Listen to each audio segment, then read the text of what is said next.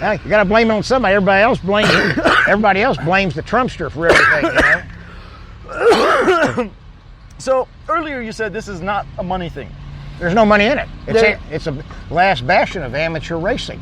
You don't win a dime out here. All you do is spend some money and have a lot of fun. Are there vehicles that are sponsored? A couple of them may get a little bit of money if they run a certain sticker or something. But as far as the paying for the car and the build of it, maybe 1 or 2 out of 50 cars or 70 cars. And you've always done it just for the fun of it? Just for the fun of it. We all join the same club at the end. The trick is have fun getting there without hurting anybody or defrauding anybody.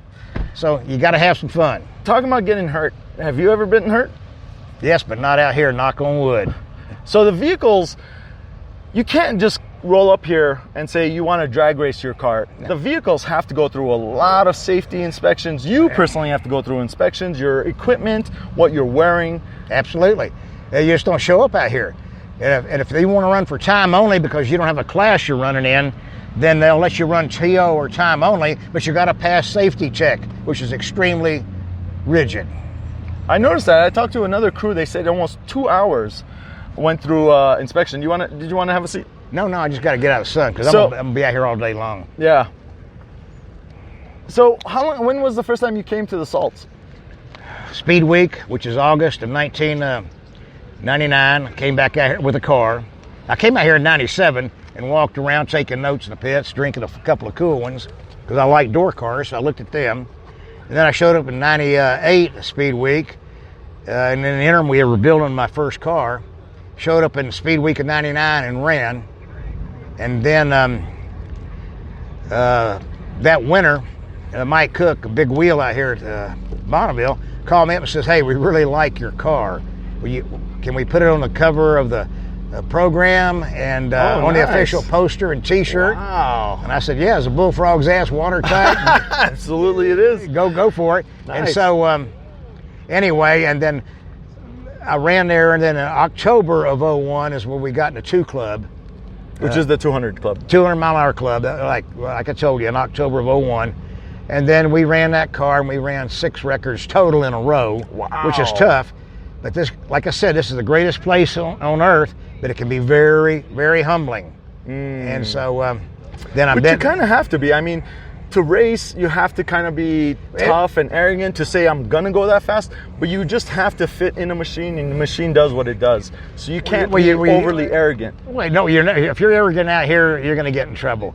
Sooner or later, you're going to do something that you shouldn't be doing. It's like if you're a pilot.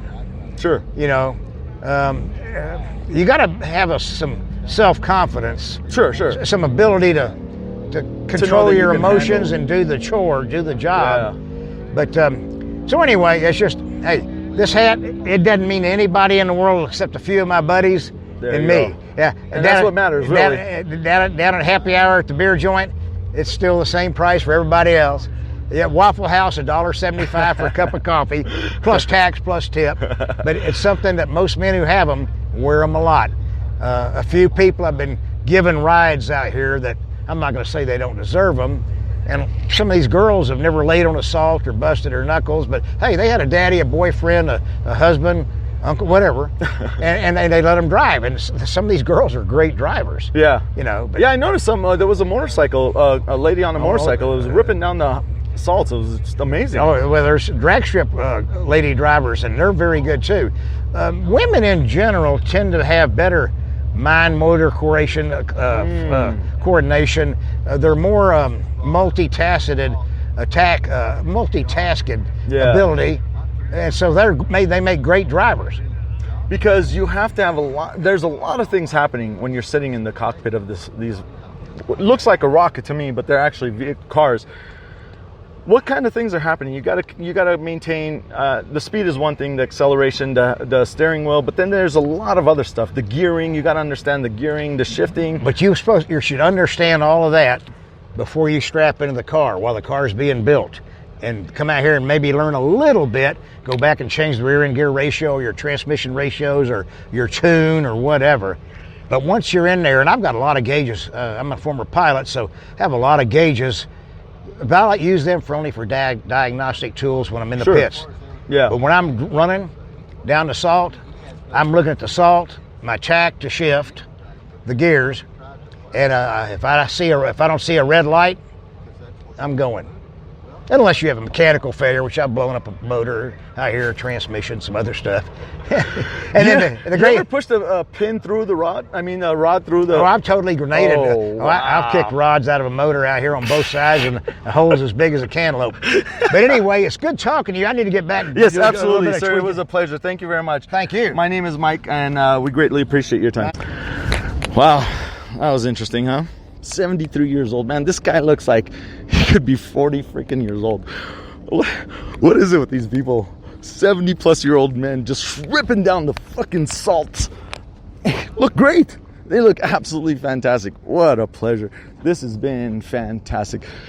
All right, ladies and gentlemen, all other genders, fenders, benders, this is Mike Check signing off at #360stupid. We are stupid people asking you smart people simple questions. This is an informational podcast. We accept everybody, all genders, fenders, benders, everybody. Everybody is welcome here. Oh, wow. Just had to take a breath there. This has been absolutely amazing. I'm going to sign off here, and we'll call this the beginning, the starting part of the racetrack. And I'm going to go ahead and head on over to the finishing line. There's no actually finishing line. There's just quarter miles and so on and so forth, as you've heard on the podcast. Thank you so much, everybody, for listening in. This is, again, Mike Check, MICCCZECH, as in the Republic, King of Stupid, signing off at #360stupid. Good night, stupid.